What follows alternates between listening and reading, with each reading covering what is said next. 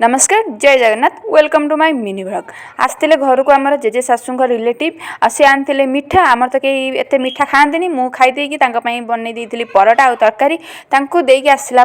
मुझे मेन कम लगी जाइए माने रोसई मुझे शाशु मोर क्षीर दुईक आनिकी रखी गरम करके कौन घी करेंगे आउ मत घी बहुत पसंद आउे ये आमर रोसई चलती कौन पाईना आज आम कन्या डाकरा हो तो जो कन्या माने जो झील आसब तो सी हूँ मो बाप घर गाँव में घर जहाँ सब आइटम होची से सब मो जाँ हाथ तैयारी आइटम आउ ये कलरा चिप्स आउ चिकेन सालाड आलू भर्ता दही बैगण एतिक आइटम होता आ भर आसिक पहुँची जाते आमर कन्या